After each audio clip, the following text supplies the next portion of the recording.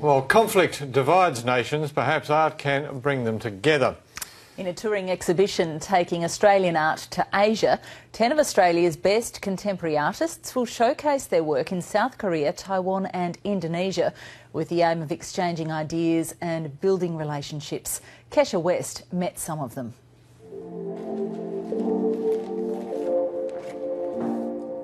Kiron Robinson is a lecturer at the Victorian College of Art. Well, that's his day job. He's also a prolific artist. His installations have exhibited as far afield as Dublin and Japan. The viewer sort of puts their head within the hole, and inside it's like a Ganzfeld effect. So there's no sort of horizon line, there's no sort of shadows, no sort of detail which the eye can focus on. Simon Finn has a similar day job, a lecturer in animation and games design. But his real passion is producing works of art like this one that combines simulation technology with drawing. It's a representation of the Mars camera that's been dismantled from the actual rover, as if it's ended its lifespan and it's slowly sinking underwater.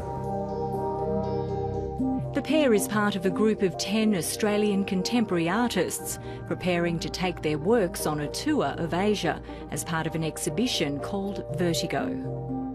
There's painting, drawing, video, sculpture, there's collage, and yeah, it's just such a broad mix of different media. Similar in style. Claire Watson is the curator. The exhibition explores the volatility and uncertainty of contemporary life. It's a collaboration between Melbourne art space Blindside and Asialink Arts. I think Australian artists are really brilliant and up there really at a high level amongst their peers in an international context. But more work needs to be done to really give them the opportunities that they actually deserve.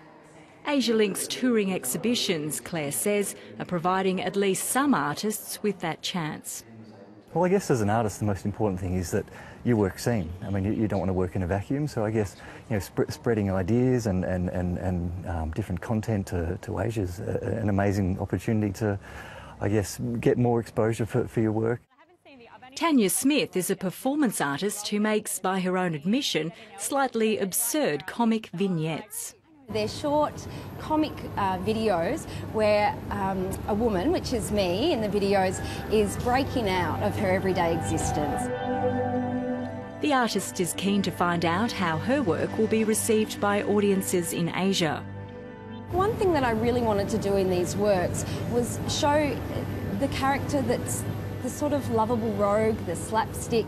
I'm looking forward for the works to go into other cultures to see if that really translates and to see if people connect with that in that way. Kiron Robinson, who grew up in Bangladesh and has also lived in the Philippines, says there are many similarities between Asian and Australian art, but also very distinct differences. Obviously, Asian artists are tapping into whatever Asian culture they're situated in and bring those to the fore, and Western artists are obviously tapping into the Western culture. But isn't anything from this world. Alice Wormald's artwork fits more neatly into a frame.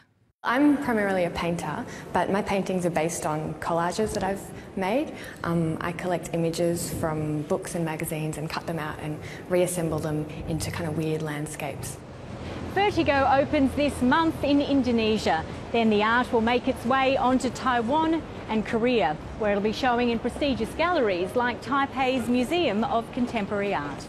I think Australia is quite isolated, and so it's difficult to kind of get your work out of Australia. So it's fantastic in that way. Well, I guess. For Simon Finn, the exhibition is more like showing your work in your own backyard. I'm trying not to think of it as Australia and Asia. We are part of Asia, so I guess it's integrating the work that's made here in Asia and working with our local community.